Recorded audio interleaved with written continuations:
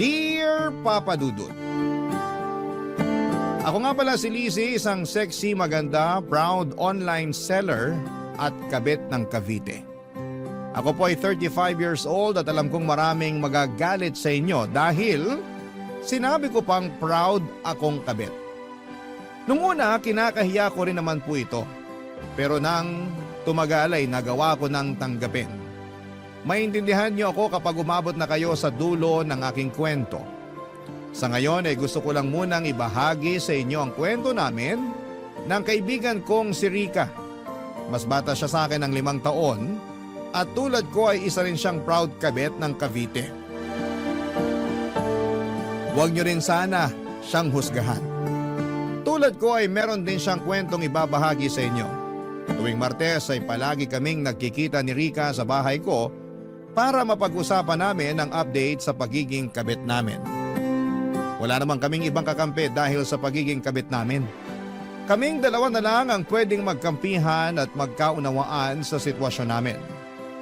Tuwing Martes ay malaya naming napag-uusapan ang lahat ng tungkol sa pagiging kabit namin. Hindi namin hinuhusgahan ang isa't isa. Andun kami para yakapin ang pagkatao namin.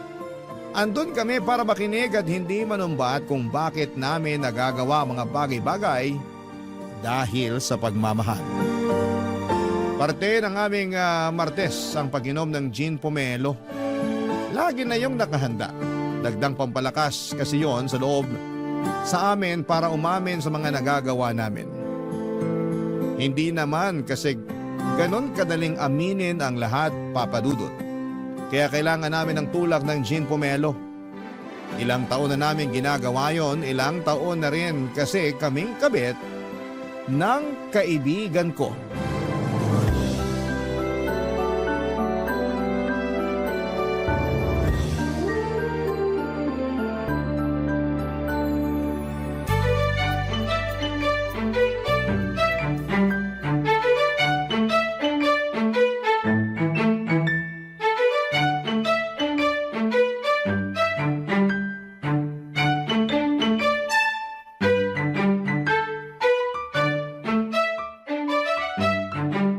Naparami ang gawa ko ng gin pomelo Habaan natin ang usapan para maubos to.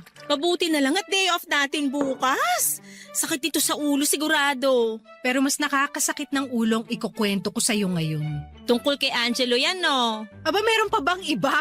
Kaya mo dinamihan tong gin pomelo kasi alam mo nang mahaba-haba talaga ang usapan. Gets mo na yun? So anong update dyan sa kabit mo? Naging customer ko ang misis niya. Ang daming binili mga imported chocolate sa akin. Hoy, delikado yan. Hindi kaya alam na niya? Hindi rin. Chinek ko yung Facebook activities niya Naghahanap talaga siya ng mga imported chocolates para irigalo sa mga bata sa family reunion nila. Nakakatawa. Bakit kaya hindi ka nalang ni-recommend diretso ni Angelo? Pinahirapan pa niya maghanap ng tsokolate yung misis niya online. Parang sinasadya nga ng tadhana na idiretso na sa akin yung misis ni Angelo. Parang may gustong patunayan sa akin. Parang gusto na akong patigilin sa pagiging kabit ko. Ang tanong, titigil ka ba? Syempre hindi. Hindi naman ako nahuli. Pero alam mo na konsensya ako ng slight Teka, nasusobrahan ka na yata sa gin pomelo Tinatamahan ka na ng konsensya Loka? Ay, kasi naman, mabait naman pala yung asawa ni Angelo. Sobrang friendly. Sana man lang binigyan mo ng discount yung mga binili niya sa'yo para pang bawas kasalanan sa kanya. Ginawa ko na yan. Ayaw tanggapin yung discount. Alam daw niya na mahirap magnegosyo. Dinagdagan pa nga yung bayad sa akin. Naaliw daw siya sa akin Maaliw pa kaya siya kapag nalaman niyang ikaw ang kabit ng asawa niya? Hindi niya malalaman. Binlock ko na siya sa Facebook after niya magbayad sa akin. Para ka namang scammer niyan. Nang block after magbayad ng biktima? Hindi ko naman siya ni-scam, no? Pinadala ko pa rin yung chocolates. Dinagdagan ko pa nga Pero in-scam mo pa rin yung asawa niya. Kaya ka ng block. Ang linis mo Hoy, di ko sinasabi yan Bilang kabit na katulad mo, alam kong mansyado na rin ako. Ano naman update kay Harvey mo? Ayun, tagapayo pa rin tuwing nagkakaroon sila ng problema ng misis niya. Kabit na, love advisor pa? Sobrang swerte naman sa'yo ni Harvey. Ano ba raw yung problema na naman nila ng asawa niya? Nangangalabit daw si Harvey, panay daw ang tanggi ni Mrs. Nung umulit ng mga labit si Harvey, bigla raw siyang hinampas ng cellphone ni Mrs. Anong in-advise mo? Wala naman. Sabi ko kung kailangan niya ng makakalabit na hindi tatanggi, alam niya kung saan ang address ko. Yan ang gusto niya sa'yo eh. Very generous ka pagdating sa pangangalabit. Yun naman kasi ang role natin bilang mga kabet. Tayo ang taga-provide ng mga bagay na pinagdadamot na ng mga misis nila. Pero at the end of the day, doon pa rin naman sila umuwi. Yung mga asawa pa rin ang pinipili. At tayo, saka lang tayo pipiliin kapag wala na silang peace of mind dun sa mga misis nila. Pero aalis din sa atin kapag nagkaayos na sila. Dapat may sweldo tayo mga kabit. Hindi kaya biro maging kabit. Dapat may benefits din at 13th month pay. Kaso wala eh. Puro pagpapaasa lang at sama ng loob ang ibinibigay sa atin. Kahit hindi A15 at katapusan. Nag-cheers pa kaming muli sa iniinom naming gin pomelo. Pagtapos lang yon ng usapan namin at pagdadrama. Kapag umabot na kasi kami sa punto na naaawa na kami sa mga sarili namin bilang mga kabetay, saka namin yon ititigil sa pamamagitan ng pag-cheers. Pagkatapos noon ay may pag-uusapan na naman kaming iba. At kapag nararamdaman namin kulang pa at kailangan naming ituloy ang usapan tungkol sa mga kabit namin, saka kami magsasaling muli ng gin pomelo. At saka isa sa amin ang magbubukas ng topic sa mga kabit namin. Papadudot ganon ang naging cycle namin tuwing Martes. Sa loob ng ilang taon naming pagiging kabit papadudot, kasangga namin ni Rica ang isa't isa sa lahat ng bagay. Kami talaga ang magkakampi. Kami lang ang nagkakaintindihan. Nakilala ko at naging kaibigan si Rica noong nagtrabaho ako sa opisina nila. Nag-resign din naman ako dahil hindi ako yung tipo na gustong manatili sa loob ng opisina for more than 8 hours. Gusto ko ay hawak ko ang oras ko. Gusto ko ako ang boss ko. Kaya nag-resign ako at nagnegosyo na lamang. Maayos naman ang mga naging negosyo ko mula sa pagbebenta ng chocolates, beddings, mga class A na sapatos at bag. Isa rin akong agent para sa mga travel tours. Sideline ko rin ang pagbebenta ng insurance. Kontento naman ako sa tinatakbo ng career ko at nagpaka-busy ako sa mga trabaho ko para maiwasang isipin na isa lamang akong kabit. Kumbaga, escape ko ang trabaho ko sa realidad na isa akong kabit.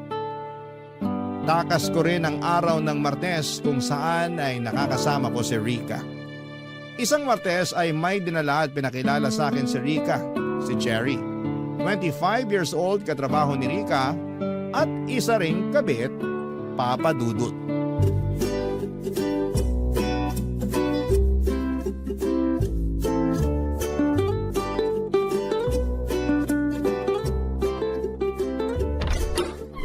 Lizzie! Oh! Ano? Ready na ba yung gin pomelo natin?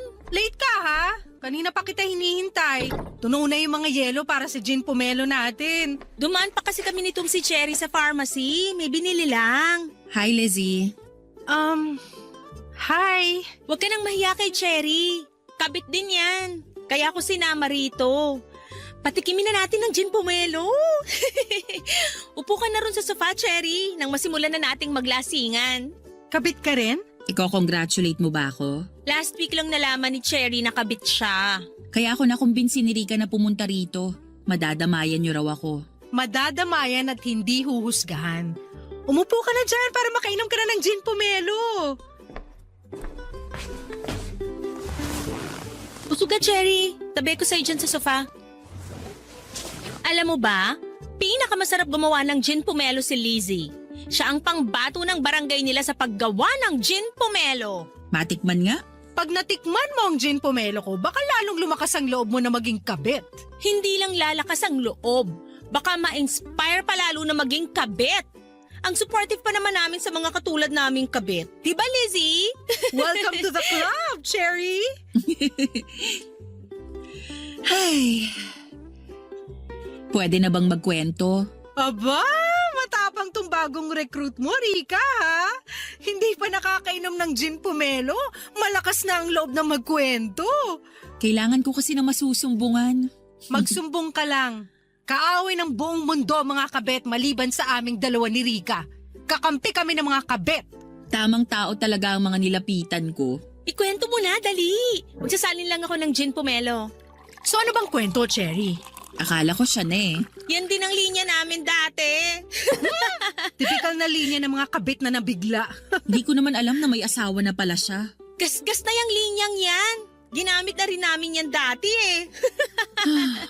Akala ko naman hindi niyo ako i-judge. Uy, hindi ka namin ginajudge ha. Nakaka-relate lang kami sa'yo. Kasi kung ano man ang sinasabi mo ngayon, nasabi na namin yan noon. So hindi na pala ako special, ganon? Hindi naman tayo magiging special kahit kailan. Pwede bang malaman ko anong pangalan ng kabit mo, Cherry? Saka ako nasasabihin, blind item muna siya ngayon. Nakilala ko siya sa isang group sa Facebook. Nag-offer ng tulong sa akin hanggang sa ma-fall ako sa kanya. Facebook? Hindi mo man lang in-stalk bago ka kinilig sa kanya? Inistalk ko. Wala naman ako nakita. Walang nakita? O may ayaw ka lang makita? Nasa na ba yung gin pomelo na binibida nyo? Kanina pa natutuyo yung lalamunan ko. Hindi nyo naman ako sinasalinan. Oh, shot na! Nagets na namin si Cherry kung iniba na kaagad niya ang usapan papunta sa gin pomelo. Ganon din naman kami ni Rika. Kapag mabigat na ang nakakatakot na ang susunod naming sasabihin, si gin pomelo na doon na kami babanat. Hinayaan lang namin si Cherry papadudot at hindi na muna kami nagpakwento sa kanya. Pero para gumaan ang pakiramdam niya at hindi niya lalong sisihin ang sarili niya, nagkwento na lamang kami ng ibang experiences namin sa mga unang buwan na naging kabit kami. Magagaan lang na kwento para mapatawan namin siya kahit papaano. Natapos na nga ang mga kwento namin ni Rika. Pero hindi na tinuloy ni Cherry ang sa kanya. Nagsabi na lamang siya na babawi na lamang sa susunod na Martes.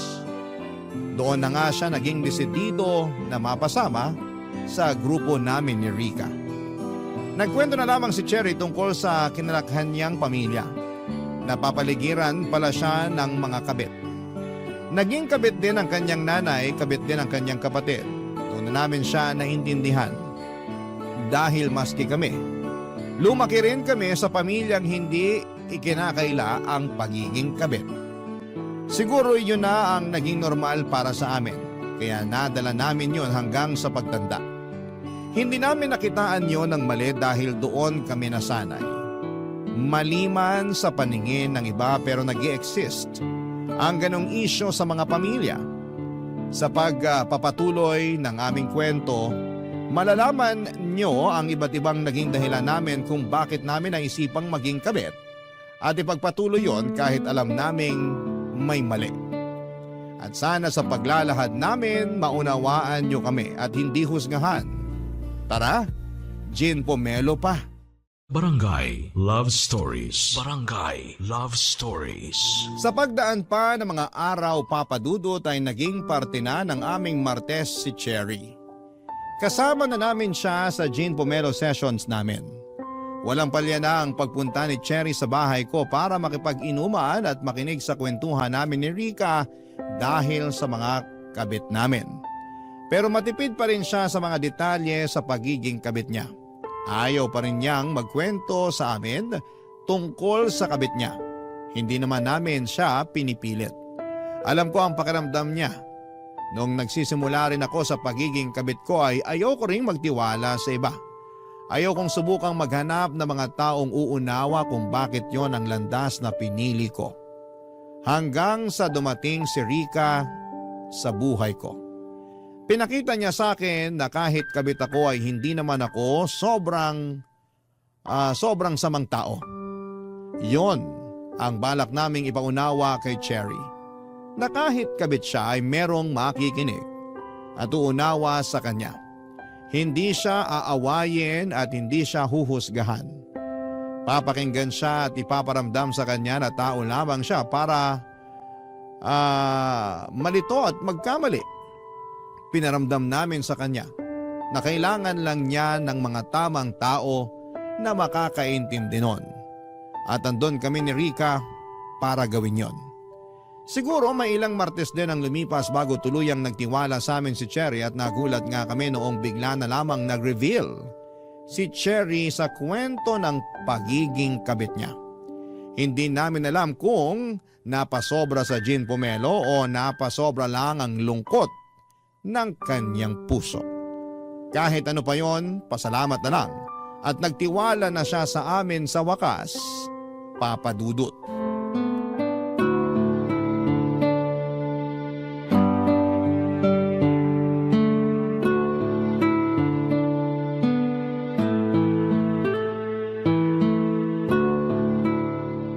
Kanina tumawag sa akin si Angelo.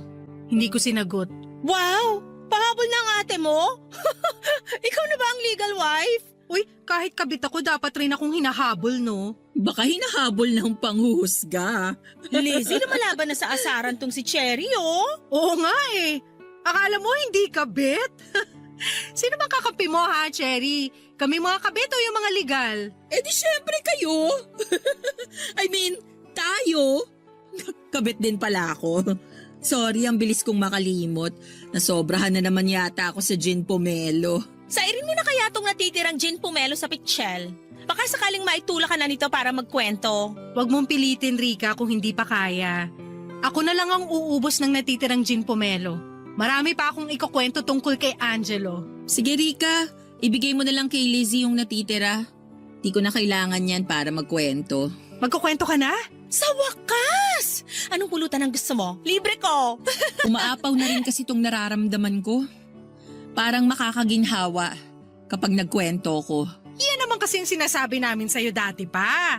Ready na? Brian ang pangalan niya. At tama kayo nung sinabi niyo sa akin na hindi ko ginalingan ang pang-i-stalk sa kanya kung single ba o kung may asawa na siya. Sinadya ko yon kasi gusto ko na siya eh. Kaya bulag-bulagan ka, ganon. Kahit alam mo may posibilidad na may asawa na siya, hindi mo pa rin inalam. Pag naunahan ka na kasi ng kilig, tanga-tangahan ka na lang din talaga. Relate much. So kailan sinampal sa'yo ng tadhana na may asawa na pala yung Brian? Nung nagsimba ako at nakasabay ko sila sa misa. Buti ka pa nakakapasok ka sa simbahan. Kami ekis na. Parang ang dumi na kasi namin para pumasok doon. Pero eme lang. Huwag kang mag-alala. Huminto na rin ako nung nakasabay ko sila nun. Paano ba ang eksena? Katabi ko ang asawa niya sa simbahan. Hindi ko alam na siya na pala yun. Maganda ba? Parang santo yung muka. Walang-wala ako. Maganda ka rin naman ah. Pero hindi kasing ganda niya. Kaya ako nagtataka kung bakit nagawa pa ni Brian na lokohin yung asawa niya. Minsan kasi wala na lang sa itsura. Nasa performance na. Ang ibig kong sabihin, nasa galing na lang nating mga kabit kung paano alagaan ang pride o ego ng mga kinakabit nating lalaki. Yun naman ang gusto nila. Yung mararamdaman nilang lalaking-lalaki sila. Yung hindi laging pinupuna yung mali nila. Yung halos sambahin na sila, yun ang kailangan nila. Correct. Mukhang masustansya tong pomelo na hinalo mo sa gin, Lizzie, ah. Ang brainy na ng mga sagot mo. So paano na dumating sa eksena si Brian? Late dumating si Brian. Nagsimula na yung misa nung dumating siya tapos tumabi sa asawa niya. Doon kami nagkatinginan. Para siyang nakakita ng multo nung nakita niya akong katabi ng asawa niya. Anong reaksyon mo? Ganun din pero mas nonchalant lang ng konti kesa kay Brian.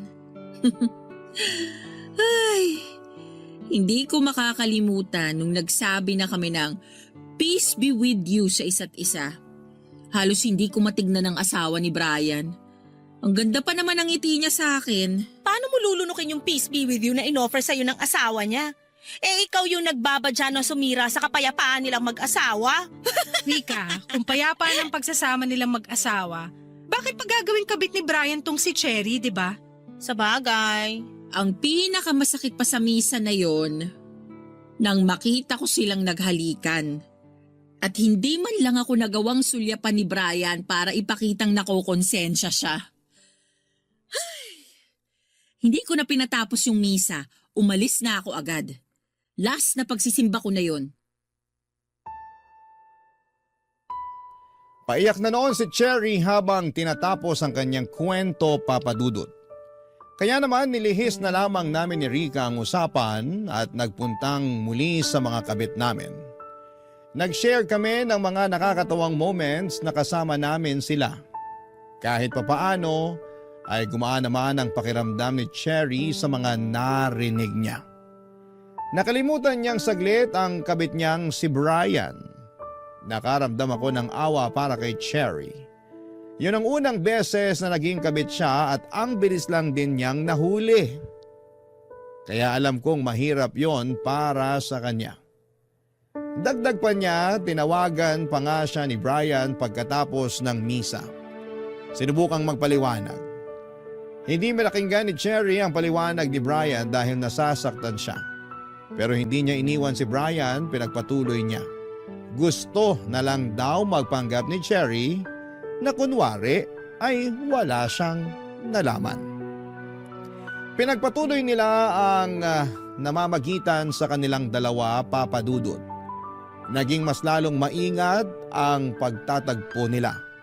Madalas sa malayo sila nagkikita, namamasahe pa ng malaki si Cherry para lamang makasama itong si Brian. Nainis na lamang kami ni Rica sa mga nalaman namin dahil dapat ang gumagastos noon ay si Brian at hindi si Cherry. Dahil higit kanino man, si Brian ang mas nakikinabang sa namamagitan sa kanilang dalawa. Pero wala namang kaso yon para kay Cherry, basta ang importante ay hindi sila mahuli. Kaya lang mukhang hindi umaayon ang tadhana sa kanila, Papa Dudut. Mukhang hindi sila habang buhay na makakapagtago sa sitwasyon nila. Isang Martes ng gabi, nagkwento na naman si Cherry at nalaman naming nakakatunog na ang asawa ni Brian. Kami na ang kinabahan para kay Cherry dahil sa mga nangyayari, Papa Dudut.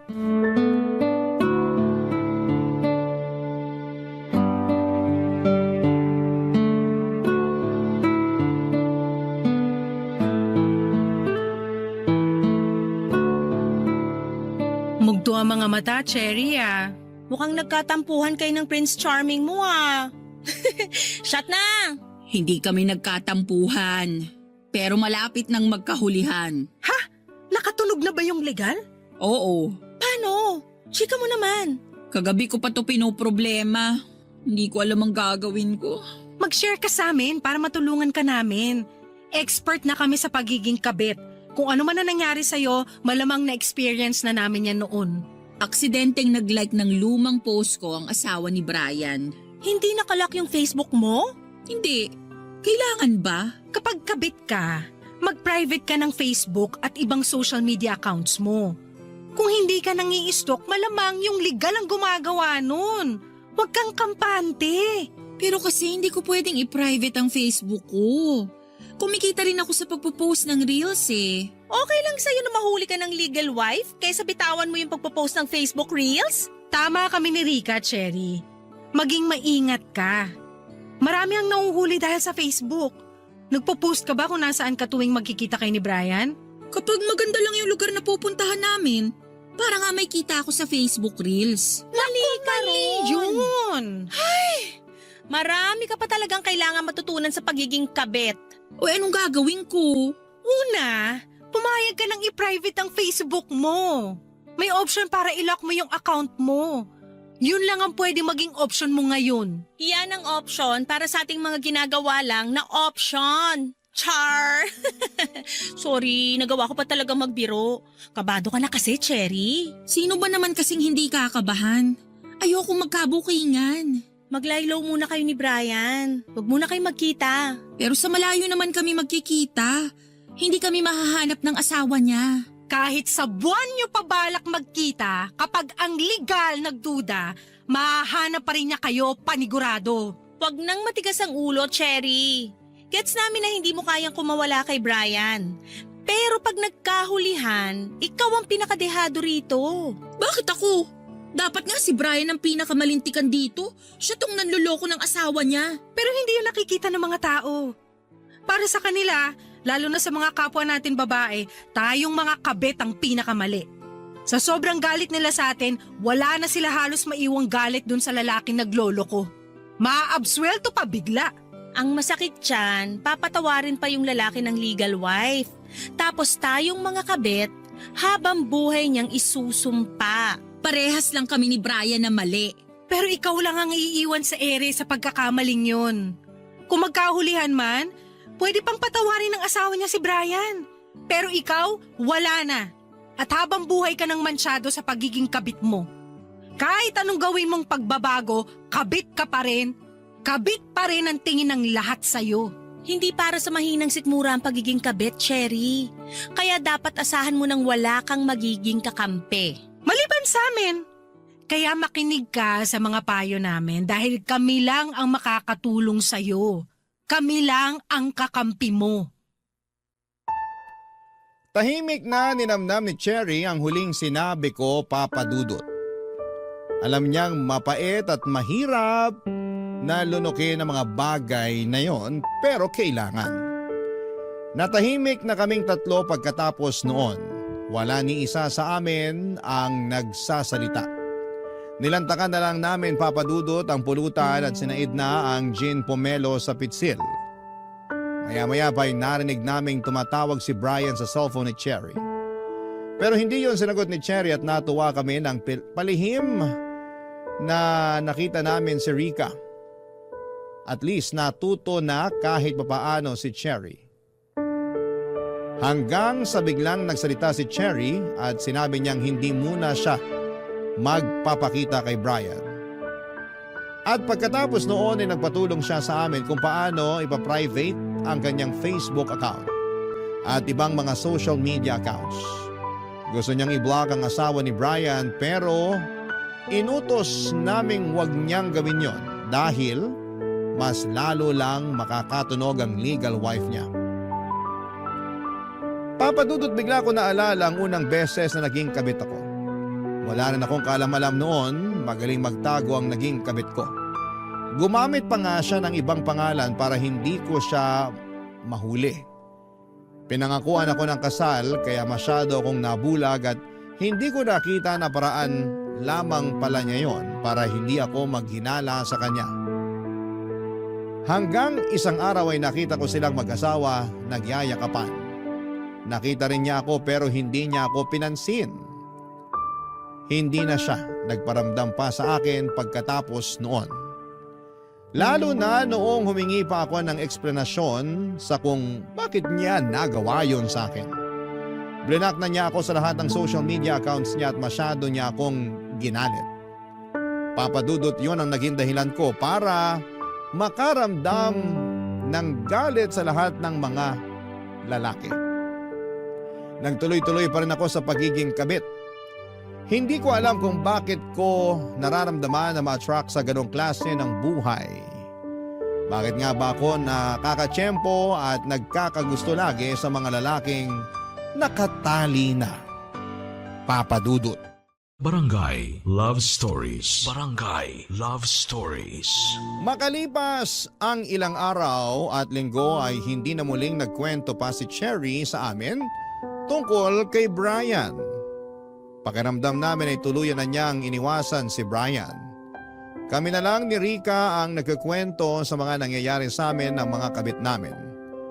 Nakikinig na lamang si Cherry, Papadudot, at minsan ay naghahalo siya ng i-advise sa amin. Tama naman ang mga payo niya at mukhang natuto na siya sa mga nangyari sa kanila ni Brian. Mukhang siya pa nga itong naunang magbagong buhay kesa sa amin ni Rika. Pakiramdam namin ay graduate na siya sa pagiging number 2. Sana all na lang talaga ang nasabi namin ni Rika. Pero masaya naman kami para sa bunso naming recruit. At least, hindi siya nalubog sa pagiging kabit tulad namin ni Rika na ilang taon nang umaasang kami ang pipiliin ng mga kinakabit namin. Pero wala namang nangyayaring ganon. Ilusyon lang namin yon. Papadudot nagbalik sa normal ang lahat, payapa nang muli ang lahat. Wala nang nakakaramdam ng takot sa amin kung may legal wife bang nakakatunog na kinakabit namin ang mga asawa nila. Na-enjoy na namin ng todo ang Gin Pomelo sessions namin. Na-enjoy namin magkakasama ang araw ng Martes. Hanggang isang Lunes ay tumawag sa amin si Cherry, Papa Dudut. Baka raw pwedeng mag-Gin Pomelo session na kami kahit na hindi pa Martes. Ayaw namin ni Rica dahil tradisyon na nga ang Martes at hindi yun pwedeng ilipat ng Lunes. Kaya lang ay sinabi niyang hindi na raw makakapaghintay ang ibabalita niya sa amin, Papa Dudut. Kaya naman pumayag na kaming agahan ang Gin Pomelo session namin. Pinakaunang nakarating ng bahay ko si Cherry, mukhang atat na siyang sabihin ang nangyari sa kanya. Sumunod namang dumating si Rica at hinanda ko na ang Gin Pomelo nang makompleto na kaming tatlo, Papa Dudut.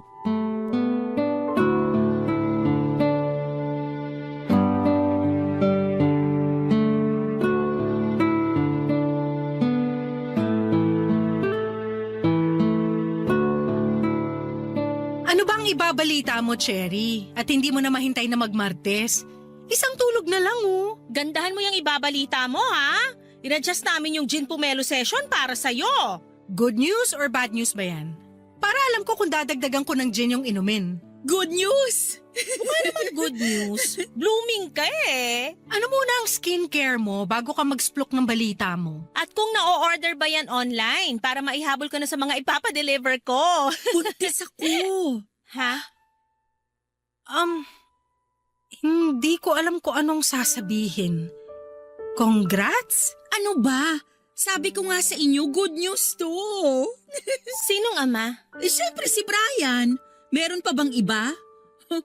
Alam niyo namang loyal ako sa kanya. Pero siya loyal ba sa'yo at sa asawa niya? Sinisira niyo naman ang good news ko eh. Eh di na kasi good news yan sa amin. Hindi ka na makakainom ng Gin Pomelo. Kailangan ka naming ipagtimpla ng pomelo juice na plain. At mukhang hindi talaga good news yan dahil alam mong may asawa si Brian. Bakit hindi ka nag-ingat? Sinadya kong magpabuntis kay Brian. Bakit mo naman ginawa yun? Alam mo, mas mapapahama ka lang dyan sa ginawa mo. Pwede kang idemanda ng asawa ni Brian. Nandamay ka pa ng bata. Imbis na ikaw lang to nagtatago, pati yung walang kamuwang-muwang na nasa sinapupunan mo, madadamay pa. Sino bang nagsabi na itatago ko siya? Ilalantad mo yung pagbubuntis mo? Bakit kaya hindi ka nalang magkusang pumunta sa presinto para magpakulong? Walang ganyang ganap na mangyayari. Cherry, kabit ka! Hindi na ako magiging kabit. Kumalma kayo. Anong ibig mong sabihin? Ako na ang pinili ni Brian. Paano? Iiwan na niya yung asawa niya para sa'yo? Oo, at pinangakuan niya akong pakakasalan. At naniwala ka? Bakit naman hindi?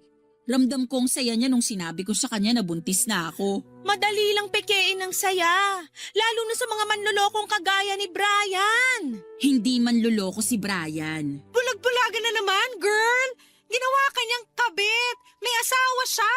Hindi pa ba panloloko yun? Akala ko ba walang manghuhusga kapag may Gin Pomelo session? Sorry ka, Lunes ngayon kaya hindi counted to.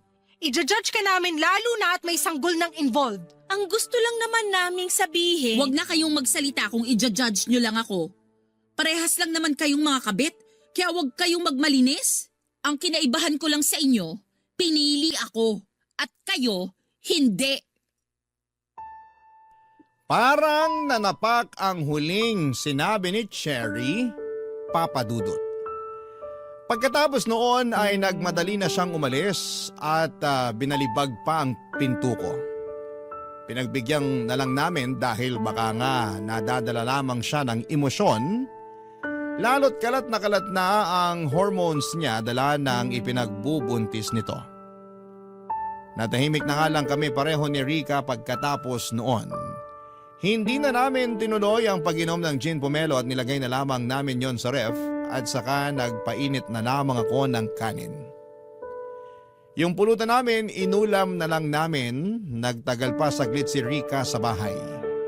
Hindi na namin pinag-usapan pang muli si Cherry at nanood kami ng pelikula at natsyempo para tungkol sa mga kabit ang napili namin. Alas 12 na ng hating gabi nang umalis si Rica sa bahay. Hanggang sa pag-uwi niya ay hindi na namin napag-usapan ang mga nangyari. Kinabukasan ay wala pa ring paramdam si Cherry sa amin, Papa Dudut. Alam naming sumama ang loob niya dahil hindi namin siya nagawang kampihan. Naiintindihan namin siya. Pero sana ay naiintindihan din niya ang punto namin. Sa pagsapit nga ng Martes, kahit kaming dalawa na lamang ni Rica ay tinuloy pa rin namin ang gin pomelo session namin. Kahit wala si Cherry ay ayos lang. Kami naman ni Rica ang nagsimula noon. Maagang pumunta si Rica, nagluto kami ng pulutan at nagkakatawanan pa kaming dalawa habang nagkikwento kami sa isa't isa ng mga update sa mga kabit namin. Pagkatapos naming magluto ng pulutan ay nagtungo na kami sa sala para magsimula ng uminom. Gumawa kami ng bagong gin pomelo at nilabas pa rin namin yung tinimpla ko noong Lunes na hindi namin nainom dahil naunahan ng pagdadrama ni Cherry. Pagkatapos noon, Papa Dudut ay nag-back to normal na kami ni Rica.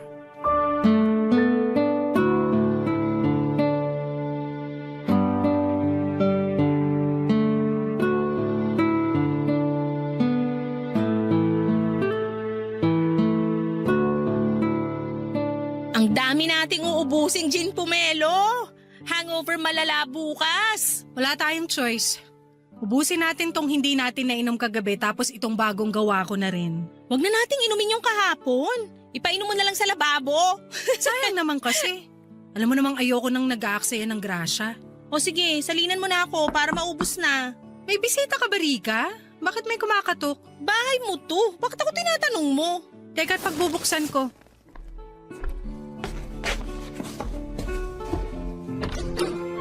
Cherry! Welcome pa ba ako rito? Oo naman! Halika, pumasok ka! Andito si Rica. Kakasimula lang namin. Cherry, ano ginagawa mo rito? Maupo ka para komportable kayo ng baby mo. Salamat, Rica. Alokin sana kita ng gin pomelo pero may karga ka na. Gusto mo ba ipagtimpla kita ng pomelo juice? May sobra pa ako sa kusina. Hindi na. Salamat na lang. May problema ba? Bakit parang ang lungkot mo? Tama kayo. Manluloko si Brian. Ay, gusto talaga kitang alokin ng gin pomelo. Ay! Mamulutan ka na lang, Cherry. Ano bang nangyari? Niready ko na yung mga gamit ko kagabi para makatakas na kami. Kasi yun naman ang usapan namin. Tapos nung tinawagan ko siya, di niya sinasagot. Hindi naman ako naghinala kasi gano'n naman lagi. Hindi naman niya agad nasasagot ang tawag ko kasi kasama niya ang misis niya. Kaya lang ano? tinawagan niya ako kaninang umaga. Sabi niya, tapusin na raw namin yung relasyon namin kasi nakukonsensya na siya sa asawa niya. Kapal talaga ng muka. Ang late makaramdam ng konsensya. Nagmakaawa ako sa kanya na kahit patago na lang ulit kami, basta wag niya lang akong iwan kasi hindi ko alam kung anong gagawin ko. Lalo't buntis ako ngayon. Anong sinabi niya? Ayaw niyang panindigan yung pinagbubuntis ko. Sabi niya, baka naman daw meron pa akong ibang kabit at gusto ko lang ipaako sa kanya. Linyahan ng mga lalaking takot sa responsibilidad. Hindi na nakakagulat. Ano na ang plano mo ngayon? Maghahabol ka pa ba? Kasi kung ako lang, ayoko na maghabol. Hinabol ko siya eh. Kaso tinakot niya ako. Sinabi niyang isusumbong daw niya ako sa asawa niya at sasabihing stalker niya ako. Ang kapal ng mukha talaga. Nagawa pang magdagdag ng kasalanan. Nakakagigil. May plano ka bang isumbong siya sa asawa niya o magsumbong sa mga pulis? Wala naman akong magiging laban. Tama naman kayo eh. Walang kakampi sa mga kabit na katulad ko. Kakampi mo kami. Kung ano man ang mapagdesisyonan mo, susuportahan at tutulungan ka namin. Sasamahan ka namin magsumbong sa asawa niya kung makakatulong yun para sa inyong mag-ina. Bahala na. Hindi ka namin papabayaan. Salamat pero ayoko na. Hindi ko na lang sila lalapitan. Kawawa lang kami ng magiging anak ko kung masasangkot pa ako sa gulo. Kaya ko naman to. Kaya mo talaga. At tutulungan ka namin. Hindi mo kailangan ng lalaking walang kayang gawin kundi magloko. May karma rin sa kanya lalo't tinalikuran niyang pagiging ama niya. Magtitirik ako ng kandila bukas para mapaaga ang karma niyang lalaking yan. Lizzie, Rika, Ano yon? Anong kailangan mo? pwede niyo ba akong ikuha ng mangga at alamang? Natatakam kasi ako eh. Kami pa magbabalat para sa'yo. Niyakap namin si Cherry, Papa Dudut. At doon na nga siya napaiyak. Kahit kami ay nadamay na rin. Oo, at mali naman talaga ang maging isang kabit. Pero sa mga pagkakataong yon ay kami na lang ang nagkakaintindihan. Pwede nila kaming husgahan. Sanay na po kami. Pero hindi namin huhusgahan ang isa't isa. Hinayaan muna namin si Cherry na ilabas lahat ng sama ng loob niya. Pagkatapos noon ay naghanap na kami ng mangga para sa kanya. Kung saan-saan kami umabot para lamang makahanap ng mangga sa ganong oras. Nakahanap naman po kami. Sinabayan namin siyang kumain ng mangga at nakahinga naman kami kahit papaano ng maluwag. Ganon din si Cherry sa mga nangyari sa kanya. Lalo na noong paulit-ulit naming pinangako sa kanya na tutulong kami sa magiging anak niya. Pinag-usapan na nga namin kung ano ang magiging pangalan ng magiging anak niya. Sa ngayon, Papa Dudut, sinisikap naming damayan si Cherry sa pagbubuntis niya. At dahil nga sa nangyari kay Cherry ay pinili naming tapusin na rin ang pagiging mga kabit namin. Mahirap man pero ginawa po namin. Nakasanayan na naming maging number 2 pero gagawa kami ng paraan para makahanap kami ng lalaking gagawin kaming number 1. Hindi na kami papayag na itago na lamang. Hindi na kami papayag na pipiliin lang kapag may problema sila ng asawa nila. Kung wala mang pumili sa amin dahil sa aming nakaraan, hindi kami mag-aatubiling piliin ang aming mga sarili dahil yun naman ang dapat. Hanggat magkakasama kaming tatlo, hanggat May Martes at Jean Pomelo, makakayanan namin ang lahat. Maraming salamat po sa pagbasa ng aming kwento at sana'y may napulot po kayong aral at makatulong din kami para sa mga katulad namin. Muli maraming salamat po. Ako po ang inyong kapuso at kabarangay forever, Lizzie.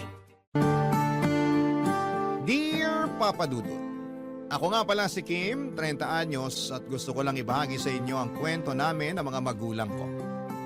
Parehong 60 years old na ang mga magulang ko, Papa Dudut. Ako lang ang naging anak nila, 40 years silang kasal at para sa iba yun na ang definisyon ng forever at panghabang buhay. Sa ganong edad nila at estado sa relasyon, alangan namang isipin pa nilang magkahiwalay at humanap ng iba.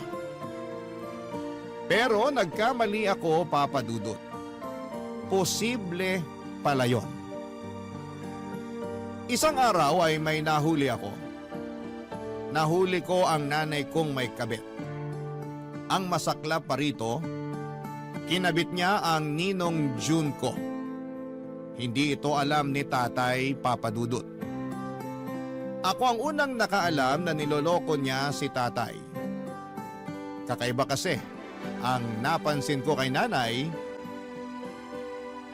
ilang araw bago ko sila mahuli. Panay ang pagpapaganda niya na hindi naman niya normal na ginagawa. Galit nga siya sa makeup at kahit pabango ay nakakuriputan pa niyang bilhin. Pero isang araw ay kinaibigan niya ang makeup at pabango. Bukod pa doon ay naririnig ko rin siyang may kausap lagi sa cellphone. Pero ginagawa lamang ngayon tuwing umaalis si tatay at madalas ay sa banyo ngayon ginagawa. Minsan may nakapagsabi rin sa akin na nakita nila si nanay na may kasamang kumakain sa isang malayong fast food sa lugar namin. Hindi ako naniwala noong una pero noong minsang napatambay ako sa fast food na yon, doon ko nakumpirmang kabit nga niya si Ninong June. Nakita ko silang naglalambingan at panay ang tingin sa paligid sa takot na baka may makahuli sa kanila, Papa Dudut. Mabuti na lamang at magaling ako magtago. Hindi nila ako nakita at galit na galit ako noon habang naglalandian sila. Hindi ko mapigilang makaramdam ng awa kay tatay. Kaya naman pag-uwi ko ng bahay, nakapagplano na ako ng gagawin, Papa Dudut.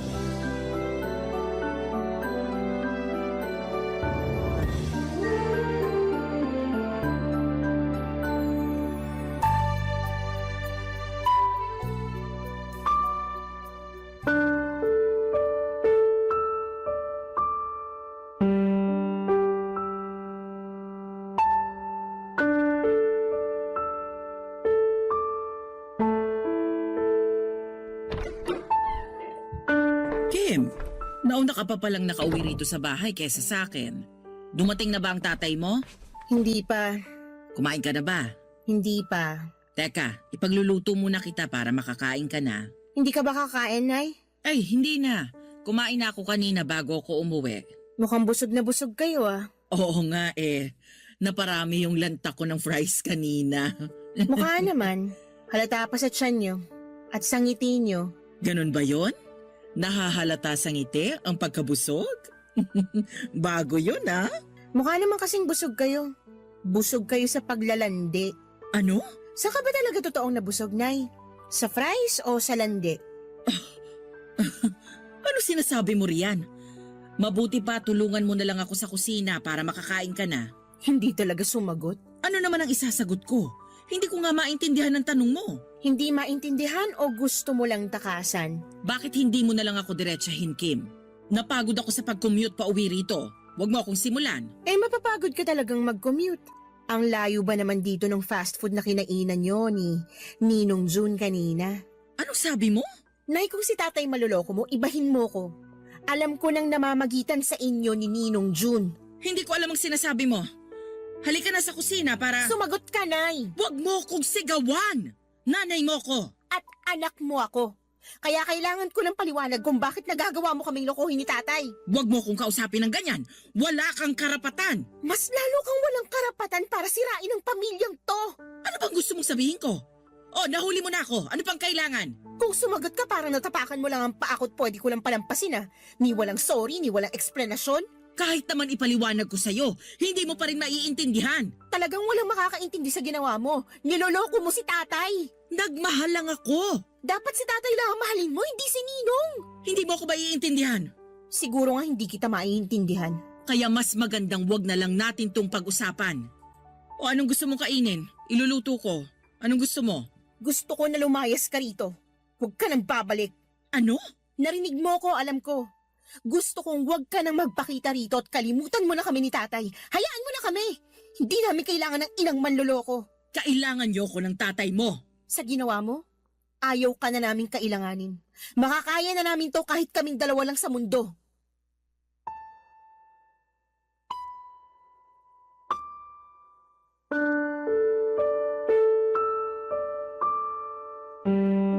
Papa Dudut, hindi makapaniwala si nanay sa mga sinabi ko. Akala niya ata ay nadadala lamang ako ng emosyon. Akala niya hindi seryoso ang pagpapalayas ko sa kanya. Nagtungo pa siya sa kusina para ipagluto ako at habang ginagawa niya yon, iniimpake ko na ang mga damit niya. Pagkatapos niyang magluto ay nilagay ko na sa harapan niya ang mga bag ng damit niya. Nagulat siya at doon niya na lamang seryoso ako, Papa Dudut. Ayaw niyang umalis, sinabi niyang bahay niya rin yon at nanay ko siya. Pero tinakot ko siya. Oras na hindi pa siya umalis ay sasabihin ko kay tatay ang panloloko niya. At tutulungan ko pa si tatay para idemanda siya. Doon na nga siya natakot, Papa Dudut. Doon siya pumayag na umalis bago siya tuluyang lumabas ng pintuan. Napag-usapan namin na papalabasin lang muna namin pansamantala na magbabakasyon si nanay sa probinsya.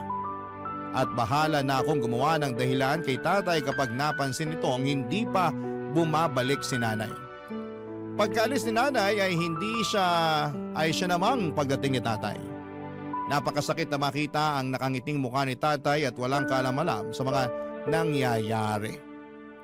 May dala pala itong fries na pasalubong para kay nanay dahil alam niyang paborito niya yon.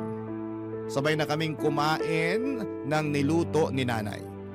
Doon ko na rin sinabi kay tatay na nagbakasyon muna si nanay sa probinsya. Nagulat si tatay na hindi man lang nagpaalam si nanay sa kanya. Gumawa na lamang ko ng dahilan para magmukhang tama ang dahilan ni nanay sa biglang bakasyon. Makalipas nga ang ilang linggo, nag-alala si tatay dahil hindi pa rin nagpaparamdam kahit sa text si nanay.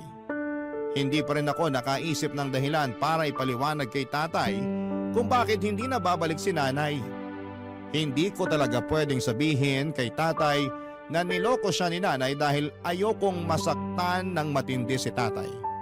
Lumabas lamang ako saglit ng bahay namin noon para makaiwas sa mga tanong ni tatay tungkol kay nanay.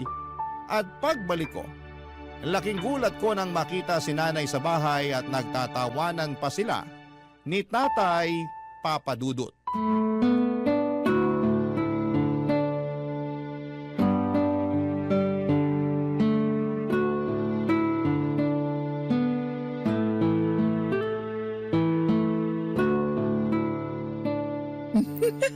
Namiss ko ang tawa mo, darling.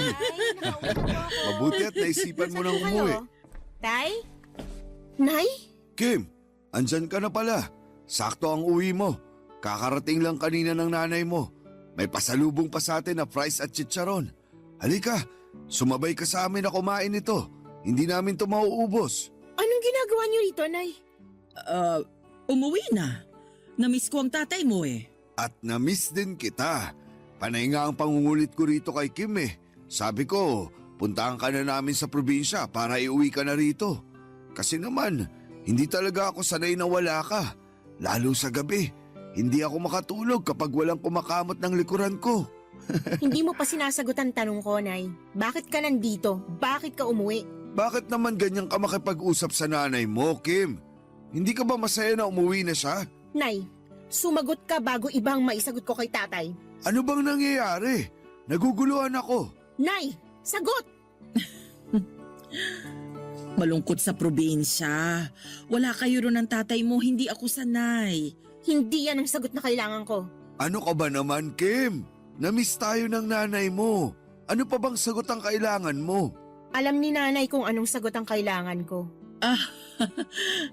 Hindi ako sanay sa buhay probinsya. Alam nyo namang mag-ama yan. Walang mabilhan ng fries doon. Dito sa Manila, kaliwat kanan ang nagbebenta kahit anong oras pa. Ngayong nakabalik ka na, sisiguraduhin kong mabubusog ka sa fries. Kahit anong flavor, bibilin ko para sa'yo. Basta, gabi-gabi mong kakamutin ang likod ko, ha? Oo naman. Papahabain ko lalo tong kuko ko para masarap ang pagkamot. May relasyon sina nanay at ninong Juntay. Nahuli ko silang naglalandian sa isang fast food, nagsusubuan pa ng fries. Ano? Kim! Binibigyan kita ng tsansa para hindi malaman ni tatay ang totoo. Pero hindi ka sumunod sa usapan. Darling, totoo ba ang sinasabi ni Kim? Magpapaliwanag ako. Sige! Mabuting at maipaliwanag mo sa amin ni tatay kung paano mo kami nagawang lokohin. Darling, nadala lang ako ng emosyon. Nung naging busy ka sa trabaho mo, si June ang tumutulong sa akin. Sinasamahan niya ako palagi, lalo kapag wala kayo pareho ni Kim. Kasalanan namin? Hindi ko sinasabing kasalanan niyo. Ang sinasabi ko lang, nalungkot ako. Nalungkot ka? Bakit hindi ka lumapit sa akin para napasaya kita? Bakit sa kumpare ko pa? Mali ko yun, pero tapos na. Nung nahuli kami ni Kim, itinigil ko na yung namamagitan sa amin ni June. Kaya nga bumalik na ako dito matapos akong paalisin ni Kim. Kasi hindi ko pala kaya na wala kayo. Ikaw ang mahal ko, darling. Ikaw lang. Kung ano man yung nararamdaman ko para kay June, dala lang yun ng lungkot. Dala lang yun ng pag-iisa. Pero natauhan na ako. Mahal kita, darling. Mahal din kita, darling. Naipasok mo na ba lahat ng damit mo sa cabinet natin? Hindi pa naman. Mabuti naman. Pakikuha mo na ulit ang mga bag mo at umalis ka na ulit.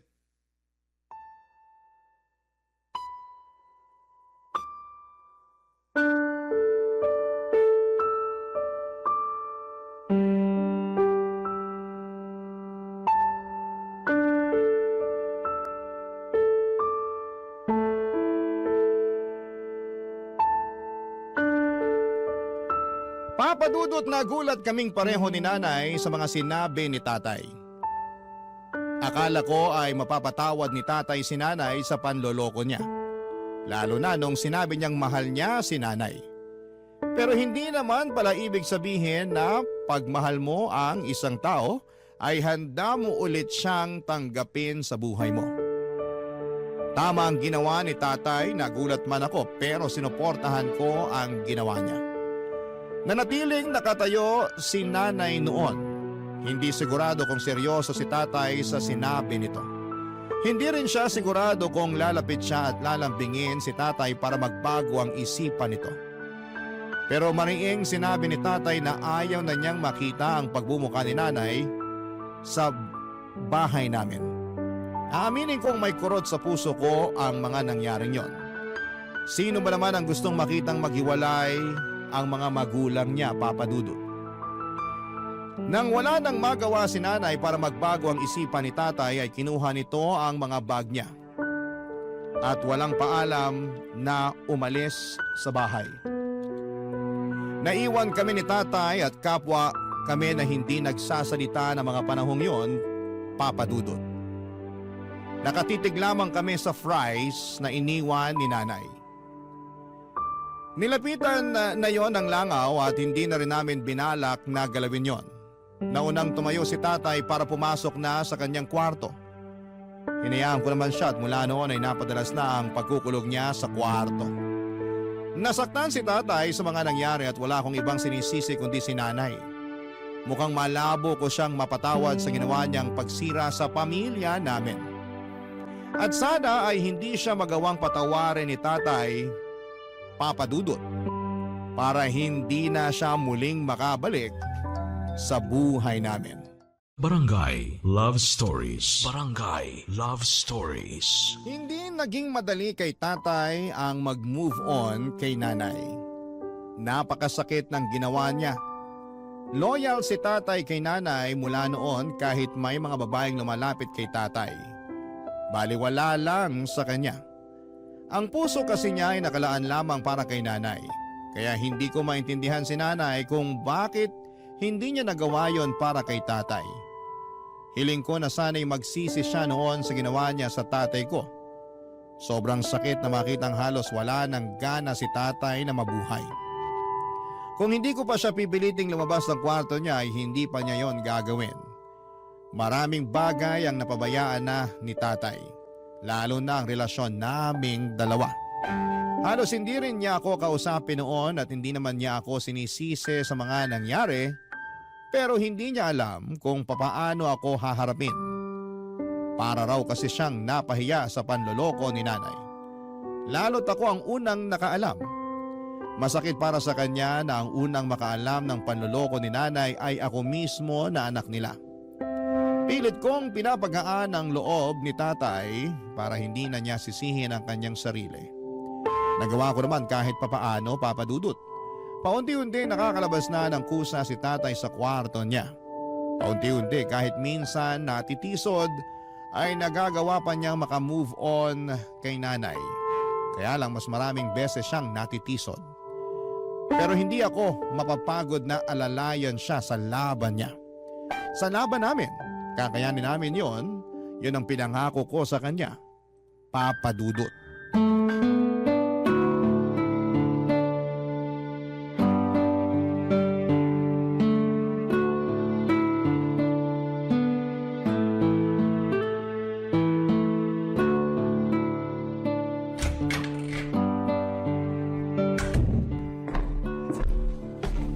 Kim, Tay, mabuti naman lumabas na kayo ng kwarto nyo. Gutom na po ba kayo? ano bang ulam? Nagluto ako ng adobo. Nilagyan ko ng maraming itlog pugo kasi paborito nyo yan, diba? Salamat anak. Ipaghahanda ko na po ba kayo? Mamayang konti. Gusto ko lang maupo muna at makaharap ka. Maupo na po kayo. Gusto nyo ba ng maiinom? Hindi na anak. Uupo lang talaga ako. Sabihin nyo lang po kung may kailangan kayo Salamat ulit anak ha. Sa lahat-lahat. Aba, parang lumabas lang yata kayo ng kwarto para mag-practice ng mala-teleserye yung pagdadrama. Hindi na rin naman magandang nakakulong sa kwarto. Parang mas malungkot pa nga ron eh. Andun halos lahat ang alaala ng nanay mo. Di ba wala naman na pong gamit si nanay doon? O may natira pa? Hayaan niyo, mamaya habang kumakain kayo liligpitin ko na para maipadala na agad sa kanya. Wala naman na ata siyang natirang gamit. Puro na lang alaala ang natira. At mas nakakalungkot yun. Ay, Tay, ayos lang po ba kayo? hindi ako ayos. Pero at least ngayon, natatanggap ko na ang sitwasyon namin ng nanay mo. Hindi ka na ba niya tinatawagan? Mula nung minura ko siya nung Sabado, hindi na siya ulit sumubok na magparamdam. Sana pala dati mo pa siya minura. Napuno na rin ako. Hindi ko na kinaya pang magpasensya. Imbis na makalimutan ko na siya at ang ginawa niya, lapit pa rin siya ng lapit. Pinapahirapan pa niya ako lalo. Lilipas din yan, Tay. Magtutulungan tayo. Sana nga bumilis na ang paglipas nito para makabalik na ako sa dati. Alam niyo kung anong magpapabilis sa pag-move on ninyo? Alak, Babae! babae at alak. Doon muna tayo sa babae. Ayoko masira ang atay niyo sa alak. Ayoko na ng babae. Sisirain naman niya ng puso ko. Grabehan namang hugot yan. Basta, ayoko niyan. Ibang solusyon na lang. Makakatulong kasi para makalimutan niyo na si nanay kung bubuksan niyo ulit ang puso niyo para sa iba. Malay niyo, may makilala kayo na mas okay kaysa kay nanay. Hindi ka ba kinikilabutan na nirereto mo ako sa iba? Bakit naman po ako kikilabutan? Gusto ko ngang mabura na sa puso mo si nanay, kaya nirereto kita sa iba. Ewan ko. Parang hindi naman ako naghahanap. Gusto ko lang ng ibang pagkakaabalahan para mawala sa isip ko ang nanay mo. Pagkaabalahan niyo ng panliligaw. Maliban dyan. Ay, paano kaya kung tumulong ako sa talyer ng Tio Austin mo? Ay, wag doon. Bakit naman? Bihira ang babaeng dumadaan doon eh. Alam mo, mabuti pa. Ipag-init mo na lang ako ng adobo. Ilagay mo na sa plato ko lahat ng itlog ng pugo. Ipaganda mo na rin ako ng sukang may sili at paminta. Damihan mo. Tsaka kung meron pang orange juice, baka naman pwede mo ako ipagtimpla. Damihan mo ng yelo. Ano pa yan? Kakalabas lang ng kwarto, ang dami na agad utos. Abay, gusto mo bang magkulong ulit ako sa kwarto? Pwede naman. Joke lang po, Tay. Welcome back po. Nagkatawanan pa kami saglit ni tatay bago ako tumayo para ipaghain siya ng mga gusto niya. Gumaan ang loob ko na makitang nakakabawi na si tatay. Seryoso ako nung sinabi ko sa kanya, Papa Dudut, na gusto ko na siyang manligaw ng iba. Alam kong matagal pa bago ko siya mapilit. Dahil ang lalaking sobrang nasaktan ayon sa mga nabasa ko ay matagal bago sumubok ulit. Kaya naman naiintindihan ko si tatay kung bakit ayaw pa niyang harapin ang pakikipag-date ulit. Hindi naman ganon kadaling palitan ng 40 years na relasyon. At higit sa lahat ay hindi ganon kadali na magtiwala after kang sirain ng isang taong akala mong panghabang buhay mo nang makakasama. Naiintindihan ko siya pero sana'y maisip niyang tama rin ang buksan ang mga mata at puso para sa iba. Sa pagdaan ng mga araw at linggo ay hindi na nagkukulong pa si tatay sa kwarto. Nagbalik trabaho na rin siya at tuwing day off naman niya ay nagtutungo siya sa talyer ni Tio Austin para tumulong doon at magpalipas ng oras. Yun na, Papa Dudut, ang naging routine niya. Hanggang isang araw ay tuluyan nang nakamove on si tatay. Paano ko ba nasabi? Nag-aayos na siyang muli. Ilang beses ko na siyang nahuli na pakanta-kanta pa sa harapan ng salamin. Madalas din itong nakatingin sa kanyang cellphone. Halatang may kachat.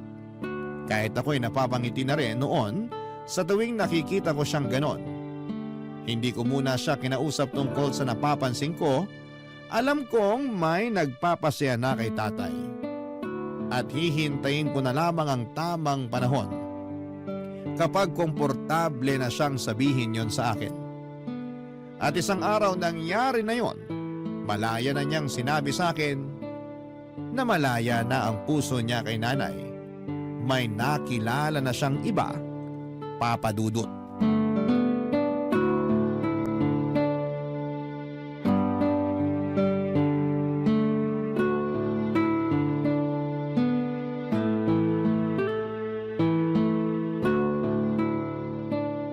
na bihis Saan ang audition mo, Tay?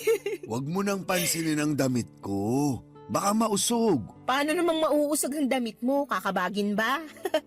Lawayan ko na lang pag ganon. Puro kabiro. Tingnan mo na nga lang kung bagay ang pantalon ko sa suot kong sapatos. Bagay naman. Hindi ka ba nagbibiro? Ayoko magmukhang tanga mamaya.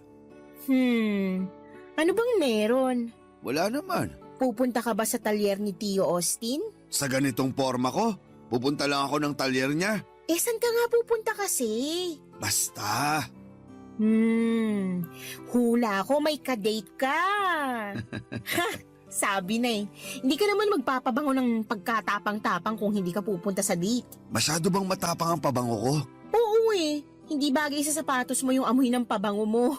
Magpapalit na lang ako ng damit. Wag na, maporma na yan. Kukupas din naman yung pabango mo. Sana. Sumakay ka na lang ng tricycle tapos magpaikot-ikot ka dito sa barangay natin hanggang sa maitaboy ng hangin yung pabango mo. Tapos saka mo napuntahan yung kadate mo. Huwag mo akong biruin. Importante tong date ko. Ano ba? Masyado bang masangsang ang pabango ko? Ayos lang, Tay. Diyan natin matitesting kung may second date pa kayo ng nililigawan mo. Hindi ko siya nililigawan. Bakit kayo magde-date? Kasi nobya ko na siya. Wow! Abay ako sa kasal nyo Ikaw ang flower girl. Kailan mo ba siya ipapakilala sa akin? Tsaka na siguro. Kapag kaya mo nang kontrolin yung matabil mong dila. Magpa-practice ako mamaya. Magdamag. Mukhang aabutin ka ng 1 taong practice. Wala akong tiwala na magagawa mong pakalmayin yung dila mo sa loob lang ng 1 araw. Ouch ha? Walang tiwala sa unika-iha mo? Kaya ko to. Lalo may goal ako na makilalang bagong stepmother ko. Mag-usap na lang tayo mamaya. Malilate na ako. Huwag mo na akong hintayin mamaya ha? At magagabihan ako ng uwi. May curfew ha? Hanggang 10 p.m. ka lang. Mag-update ka kundi hindi ka na makakalabas sa susunod. Yan ba ang kayang mag-practice na wag maging matabil ang dila? Wala pang 1 oras. Bagsak ka na. Kahit bukas ka na umuwi, Tay, basta mag-e-enjoy ka. Salamat, Kim. Sana mapakilala mo na siya sa akin Kailangan ko siya makilatis. Huwag nang kilatisin. Maayos siyang tao. Maniwala ka sa akin. Kung ganyan, gusto ko lang siyang makita. Kailangan ko makilala ang babaeng nagpasaya muli sa paborito kong tatay.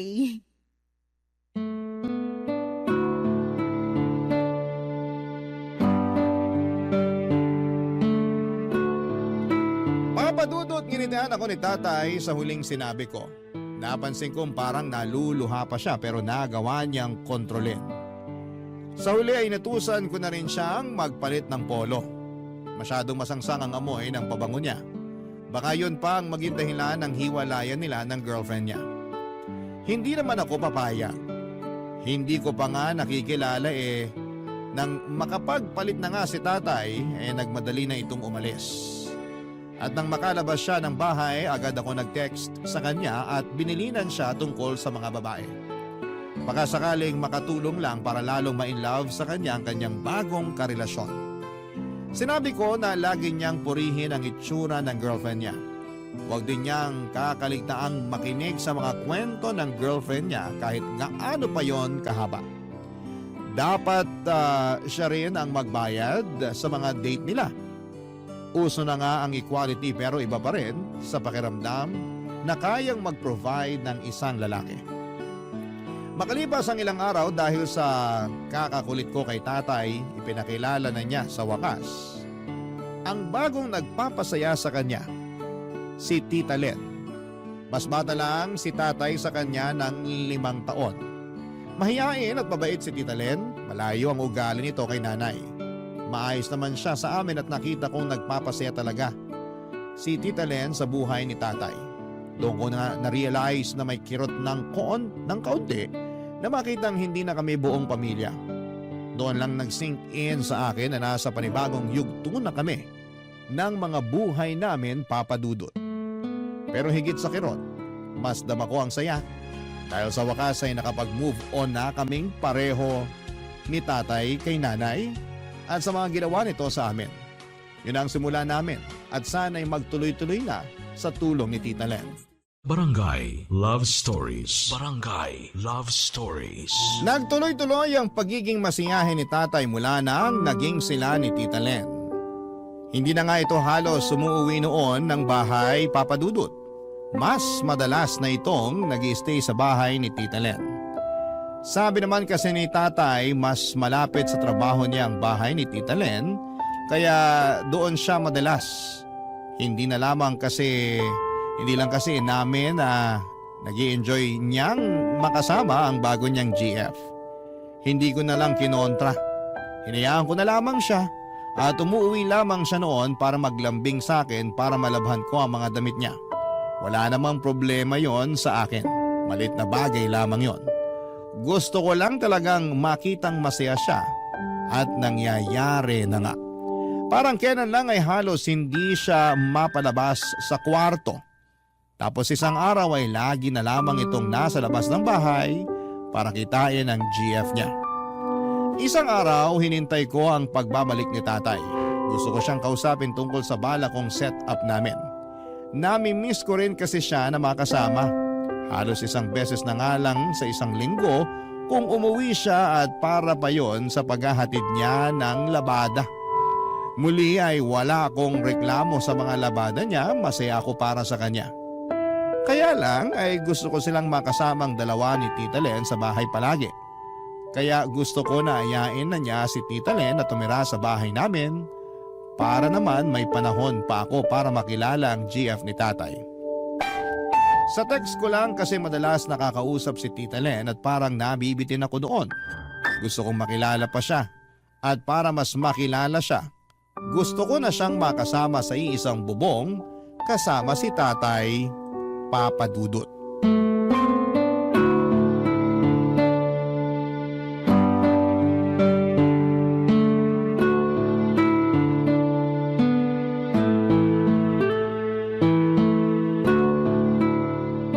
Grabe, tambak na naman ang inuwing labahin. Naparami ako ng palit. Nag-out of town kasi kami ni Tita Len mo. Eh di sana all. Magnobyo ka na rin kasi. Para hindi ka sana all ng sana all dyan. Sana all lang ako ng sana all pero sa totoo lang, wala naman talaga akong pakialam. Ayaw mo lang magkaroon ng nobyo. Ay nako, kaya ako nagsana all kasi gusto ko sumama rin sa inyo ni Tita Len sa mga pa-out of town ninyo. Eh bakit ka sasama? Istorbo ka pa sa lambingan naming dalawa. Eh kung ayaw nyo ako isama sa out of town nyo, dito na lang kayo tumira sa bahay. Ang ayos naman ng segue mo, anak. Ang tagal ko na kasing gustong sabihin sa inyo to, Tay. Kaya lang, hindi ko naman kayo matsyempohan. Lagi kayong wala dito sa bahay. Pasensya ka na talaga kung paminsan-minsan na lang ang uwi ko rito. Ang Tita Len mo kasi, gusto lagi akong kasama. At gusto ko rin sana kayong makasama. Kaya sana, kung pwede, para ayos ang lahat, magsama-sama na lang tayo dito sa bahay. Parang alanganin, anak. Oh, bakit naman alanganin, Tay? Saan mo ba gustong tumira? Sa bahay ni Tita Len? Ayaw mo na ba rito sa bahay natin? Ang ibig kong sabihin, parang alanganin pa ako na magsama kaming dalawa sa iisang bubong. Ah, bakit naman alanganin? Eh halos araw-araw na nga kayong magkasama. Hindi pa ba masasabing nagli-live-in na kayo? Ayoko lang sigurong matawag na ganun. Tsaka nagsisimula pa lang naman kaming dalawa. Normal lang naman siguro yung halos araw-araw ako ron. Pag naglaon, baka manawa rin ako at umuwi na rito palagi. Tay, 60 years old ka na, hindi na kayo mga teenager. Walang masama kung magsasama na kayo. Mas advisable pa nga eh. Ewan ko, tsaka na natin pag-usapan. Hindi ako komportable. Parang alam ko na kung bakit. Ano na naman ba ang ibibintang mo? Dahil ba kay nanay? Bakit naman naisingit mo pa ang nanay mo sa usapan? Baka lang kasi kaya ka naiilang na dalhin dito si Tita Len dahil minsan naging bahay to ni nanay. Baka. Pero Tay, isang taon na rin namang wala si nanay dito. Naitaboy na siguro natin lahat ng mga alaala niya rito, no? Wala nang bahid si nanay dito. Kaya iuwi mo na si Tita Len. May blessing kayo sa akin. Susubukan ko siyang kausapin. Pero hindi ako makakapangako. Kasi parang alanganin talaga eh. O sige, hindi ko na kayo pipilitin. Salamat anak. Pero kung pwede kayong konsensyahin. Ano na naman yan? Lagi na lang kasi ako naiiwang mag-isa rito eh. Wala na nga akong nanay, wala pa akong tatay. At natuloy na nga ang pangungonsensya. Napakagaling. Kasi naman lagi na lang ako mag-isa rito. Sa una lang pala masaya. Habang tumatagal, nakakatakot na. Hayaan mo, dadalasan ko na ang pag-uwi ko rito. At sana kasama mo na si Tita Len noon. Maaasahan ko ba yun, Tay? Hindi mo talaga ako titigilan hanggat hindi ako pumapayag, no? Hindi talaga. Ay, ayusin mo ang paglalaba mo ng damit ko. Pag-iisipan ko ang paglilibin namin ng nobya ko. Dapat pumayag ka na, ha? Kasi kung hindi, pagsasamahin ko mga puti mo sa dekolor. Bago pa man natapos ang paglalaba ko ay napilit ko na si tatay na pumayag na doon na sila tumira sa bahay. Wala kasing saya sa pakiramdam. May makakasama na akong muli, Papa Dudut. At higit sa lahat ay pakiramdam ko sa tulong ni Tita Len ay madadagdagan ng saya sa bahay namin. Sa presensya niya, feeling ko ay parang kompleto na muli ang pamilya ko. Basta pumayag lamang sila. Nakita ni tatay kung gaano ako kasaya noon. Kaya hindi na niya binawi ang sinabi niya. Kinulit ko pa nga siya para tawagan si Tita Len. Tinawagan naman ni tatay at sinabi ang plano naming dalawa. Inanahan tuloy akong tapusin ang maagang labada ko para mapag-usapan na namin ni tatay ang plano sa paglipat ni Tita Len sa bahay. After ko maglaba ay nilista ko na kaagad lahat ng kailangan sa paglipat ng GF ni tatay sa bahay namin. Hindi ko sinayang ang oras. Inayos ko kaagad ang bahay para hindi naman nakakahiya kay Tita Len kapag dumating siya. Umalis ulit si tatay para kausapin na raw ang nobya niyang ililive-in niya. Nagkatuksuhan pa kaming dalawa bago siya umalis. Ilang araw na hindi umuwi si tatay dahil marahil inaasikaso nila ni Tita Len ang mga gamit niya sa paglilipat. Kinuha kong pagkakataon yon para makapag-ayos na ng buong bahay. Inuna kong iayos ang kwarto ni tatay. Sinigurado kong walang kahit ni isang naiwang gamit doon si nanay. Gusto ko siyempreng maging komportable si Tita Len. Mabilis lamang ako natapos. Nakahinga ako ng maluwag nang mabura ko na ng tuluyan ang lahat ng alaala ni nanay sa bahay. Pagkatapos noon ay tumawag si tatay para sabihing pauwi na siya. Makalipas nga ang 2 oras ay kumatok na si tatay sa pinto, Papa Dudut.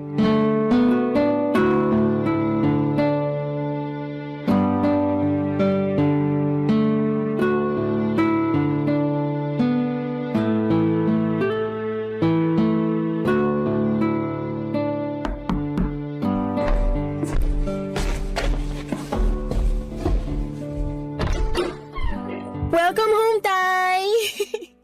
Asa nang yung pinakamamahal na nobya, ha? Magkaiba kami ng sinakyang taxi. Hindi kasi nagkasya yung mga gamit niya sa isang taxi. Magkasunod lang kami halos. Pakitulungan mo naman ako rito sa ibang gamit. Sige po, pumasok na po kayo. Ang linis ng bahay ah. Siyempre! Hindi naman pwedeng marumi ang madadat na ni Tita Len, nakakahiya. Tsaka pati kwarto nyo, nilinis ko na rin. Hindi mo na sana pinakialaman yun. Kaya ko namang linisin yun. Sinipag ako eh. Tsaka para masiguro ko na rin na walang kahit isang gamit ni nanay na naiwan doon. Wala na ba? Bukod sa 2 bra at isang sando, wala naman na. Huwag ka mag-alala, tinapon ko na rin yung mga yon. Walang madadatnan si Tita Len dun sa kwarto mo maliban sa mga gamit mo. Andiyan na si Tita Len! Hello, Tita Len! Nay? Anong ginagawa mo rito?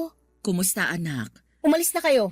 Anak, mag-usap tayo. Wala tayong dapat pag-usapan, Nay. Tapos na kayo sa buhay namin. Tsaka, parating ng girlfriend ni tatay. Kaya please, umalis na kayo para hindi na kayo magkaabutan 2. Kim, Anak, kailangan nating mag-usap. Tay, pinapaalis ko lang si nanay bago siya maabutan ni Tita Len dito. Hindi mo kailangang paalisin ang nanay mo dahil walang Tita Len na darating. Anong ibig niyo sabihin? Papasukin mo na muna ang nanay mo. Hindi pwede! Kahit hindi pa dumating ngayon si Tita Len, hindi pa rin pwedeng pumasok si nanay dito. Anak, makinig ka naman. Hindi, Tay. Hindi pwedeng susulpot lang ulit dito si nanay para guluhin tayo. Hindi siya basta-bastang sumulpot, anak. Anong ibig niyo sabihin?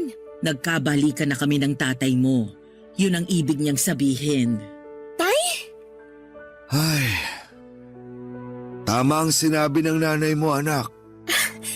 Hindi ko maintindihan. Paano si Tita Len? Alam niya ba to? Alam niya dahil kasabwat namin siya. Mas lalo niyong pinagulong usapan eh. Hindi ko kayo maintindihan. Anak, alam ko ayaw mong makinig sa akin. Talaga? Pero kailangan. Nagkaayos na kami ng tatay mo. Ilang buwan na ang nakakaraan. At niloko niyo si Tita Len? Hindi namin siya niloko. Kasabwat namin siya. So, ako lang palang naloko. Hindi ka namin niloko, anak. Ano tawag niyo rito? Hindi lang kasi talaga namin kayang sabihin sa'yo na nagkabalikan na kami noon pa ng nanay mo.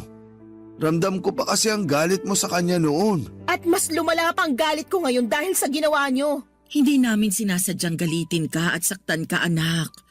Kaya lang, nagmamahalan talaga kami ng tatay mo. Kaya habang alam namin na hindi ka pa handa sa akin, nakipag-usap ako sa kaibigan kong si Len na kung pwede magpanggap muna siyang karelasyon ng tatay mo. Habang hindi pa kami nakakaisip ng paraan para mapaamo ka. At saan niyo nakuha ang idea na mapapaamo niyo ako sa pagpapanggap at pagsisinungaling niyo? Nag-iisip ba talaga kayo? Patawarin mo kami, anak. Pero sa ayaw at sa gusto mo, magsasama ulit kami rito ng nanay mo. Hindi na kami magkakahiwalay. Kahit ano pang sabihin mo. Patawarin mo na lang kami para matapos na to. Darling, pumasok ka na.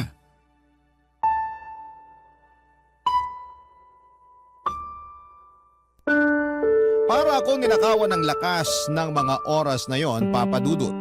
Wala ko nagawa kahit nakaharang na ako noon sa pinto para hindi makapasok si nanay. Dalawa na sila ni tatay na magkakampi. Ano pang laban ko? Tahimik ko silang pinagmasdang dalawa habang nagtutulungan sa pagpasok ng mga gamit ni nanay sa kwarto nila. Halos maiyak na ako noon sa kinakatayuan ko. Pero pinili kong tapangan ang loob ko. Ayokong makita nilang natalo nila ako. Nang tuluyang makapasok silang dalawa sa kwarto ay nagmadali naman akong lumabas ng bahay para takasan ang galit ko sa kanila. Doon ako nagsimulang umiyak, Papa Dudut. Bakit hindi nila maunawaan na napakasakit ng ginawa nila? Para akong trinaydor ng mga magulang ko. Ang sakit lang isipin, masama ang loob ko kay tatay lalo't ako pa naman ang naging kakampi niya ng mga panahong ginupo siya ng sakit sa pagtataksil ni nanay. Tapos ngayon, ako naman ang pinagtaksilan nilang dalawa. Bakit nila nagawa yon sa akin? Hindi ko maintindihan at hindi ko kayang tanggapin.